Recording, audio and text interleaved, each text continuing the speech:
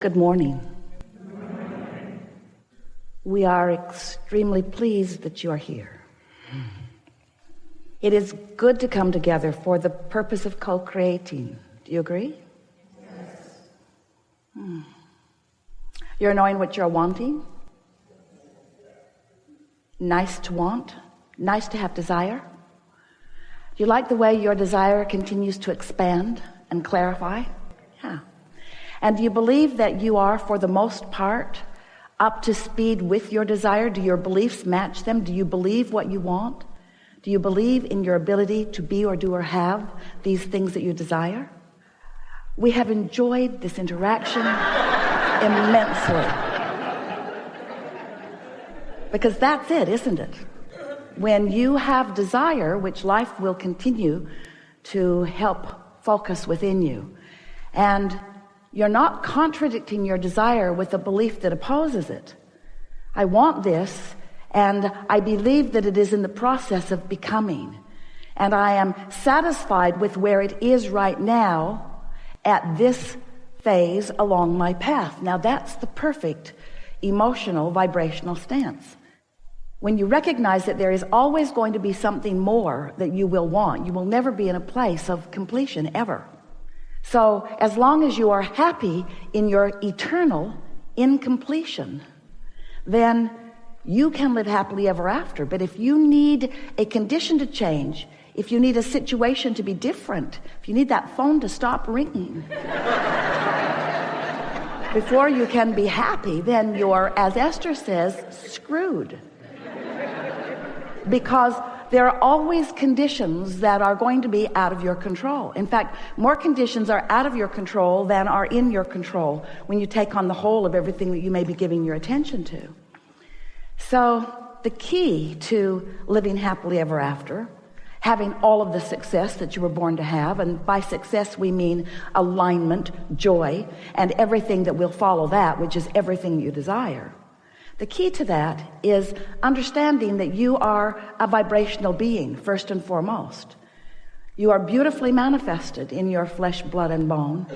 Your ability to see and hear and smell and taste and touch this magnificent time-space reality is something that you came for too. In other words, you came for this leading edge manifestation.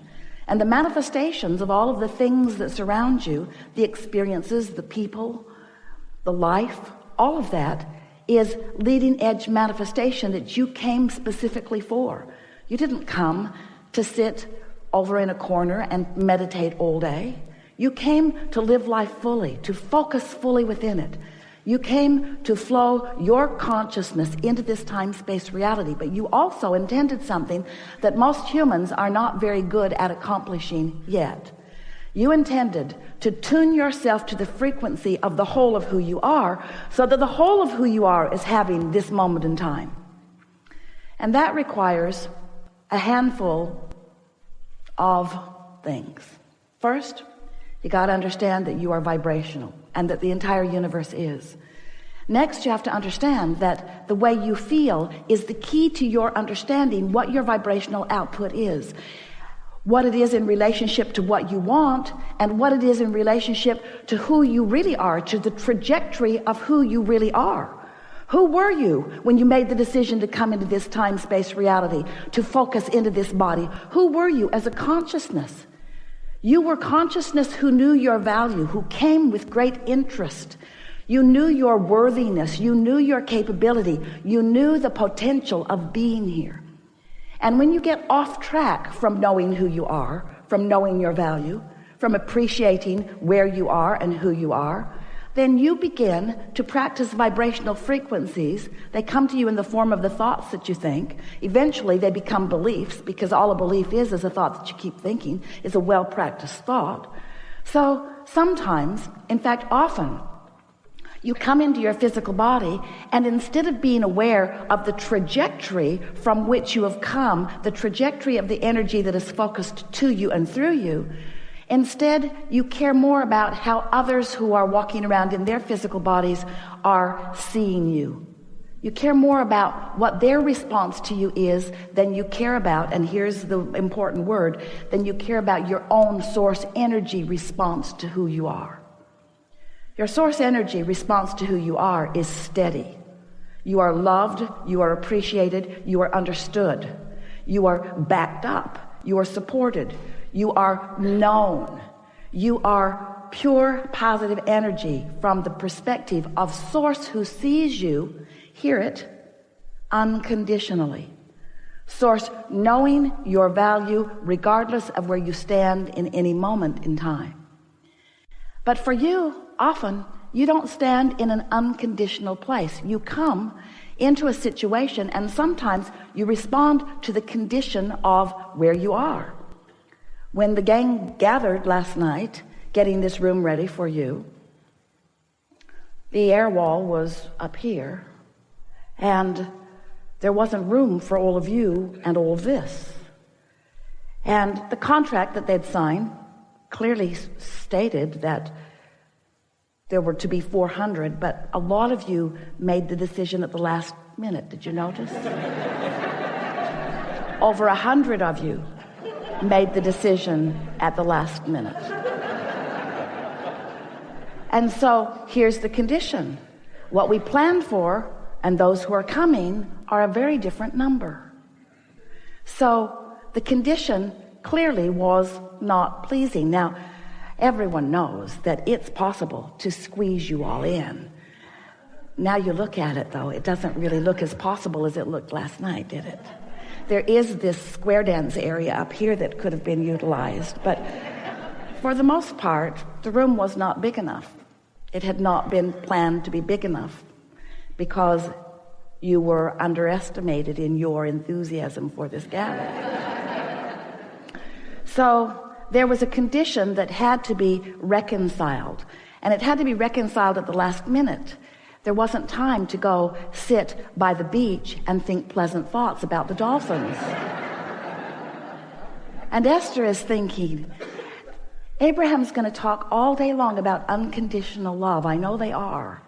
And here we are in a condition that we do not love. And we cannot take our attention away from the condition because we are up against it. And that's what happens to you sometimes, isn't it? Is that you walk into a situation that is the result of the momentum that has been moving along. And now you're standing there in the middle of it. And if you are like most humans, you respond to the condition. But here's the thing that matters most. What do you do next? Someone said the other day, Abraham, how does one? She meant, how do I?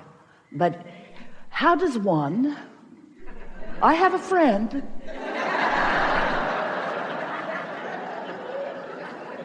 How does one get rid of doubt?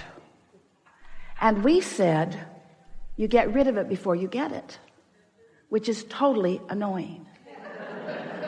Because once you've got it, Abraham, you squirrely ghost. How do you get rid of doubt? Well, doubt is the way you feel when you're focused upon something and have been for a while that you believe that is contrary to who you really are and what you really want. All negative emotion means exactly that. Your life has caused you to expand into a new vibrational becoming. How do those words set with you? Do you like knowing that you are constantly becoming something that is more? But the tricky thing about that is, since you are constantly becoming something that is more, you've got to vibrationally figure out how to vibrationally keep up with what you have vibrationally become. Did we mention that you're vibrational? In other words, you cannot expand as life will constantly cause you to do and not keep up with your own expansion and feel good at the same time. So you have to care about the way you feel. That's the way you keep up with your expansion. But caring about the way you feel means doing something about the way you feel regardless of the condition. And that's where the term unconditional love comes in. Humans have been using the phrase for a very long time, and hardly any of you really understand what it means. You think unconditional love means look at some rascal who is really behaving in a bad way and just don't say anything about it. Don't rat him out. Don't talk to somebody else about him. Don't get him fired. Just love him unconditionally as you despise his behavior and most other things about him. And we say, that's may be what you might call tolerance. In other words, you're putting up with it. You're not freaking out about it, but it is not unconditional, because this condition that you are focused upon is an opinion that differs from the opinion that the source within you holds about it, because the source within you is holding an unconditional point of view. Well, before this day is over, you're going to understand completely why we from source are able to hold things from an unconditional viewpoint. We'll give you a statement that you may be ready to receive, and then we'll fill in the gaps as we continue over the next few hours. But the reason that we are able to focus upon any situation unconditionally is because the current conditions, or the what isness of whatever it isness, doesn't mean diddly squatness. In other words, what is doesn't matter, because what is only a temporary reflection of the vibration that you got going on. So we want to explain to you what we mean. You were source energy before you came into this physical body. And a part of you is focused here in this physical body, but a larger part of you is still non-physically focused. You are source energy, and a part of that source energy is focused here and now. So in your human form, you sift through, you know what you don't want, you know what you do want, you continue to sift through the data, and you constantly, whether you know you are doing it or not, are launching rockets of desire. We call them rockets of desire. They're your personal preferences. When someone's rude, you want them to be nicer. When you're rude, you want to be nicer. When you don't have enough money, you want more money. In other words, life just causes you to sift and sort and launch these rockets. So this vibrational becoming is happening constantly. And it is a vibrational becoming. Now, it hasn't manifested yet, therefore it's unconditional. You see what we're getting at? It hasn't manifested into conditions for you to observe. It hasn't manifested into a condition that is unpleasant or into a condition that is pleasant. It's a vibrational rocket of desire that has created. If you've been listening to us for a while, you've seen all of our creative ways of trying to explain to you this stuff that is not physical into this, what we've been calling a vibrational reality. We even gave it the name of a vortex. It's this vibrational state of being that is the precursor to everything else that is coming for you.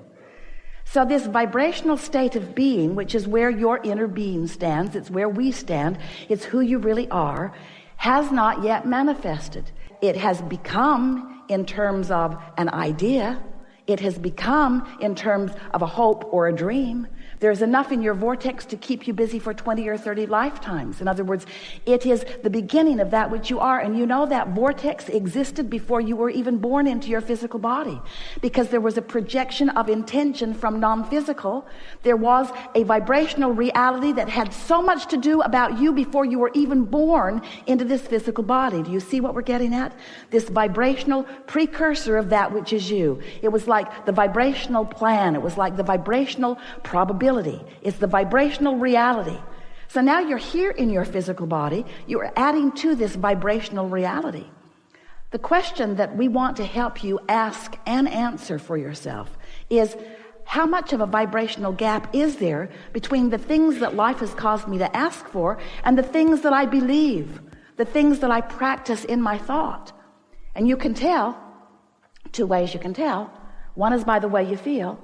If you're joyful, there's no gap. If you're feeling appreciation, there's no gap. If you're angry, quite a big gap. That's one way. You can tell by the emotions that you feel. But the other way is you can tell by how things are manifesting. Because when who you are and what you want and what you think on a regular basis are in the same vibrational frequency, it's manifesting all around you. Others can see it and hear it and smell it and taste it and touch it too. It is a reality. It is a what is. It is a manifestation. You want to call it reality. It is real in the sense that others see it too. But we so want you to understand that before there is a reality, the way you want to call it reality, there is a vibrational reality. And that vibrational reality is filled with all that you have become and are becoming. And you have the ability, if you understand what we're talking about here, to close that gap and have what you want.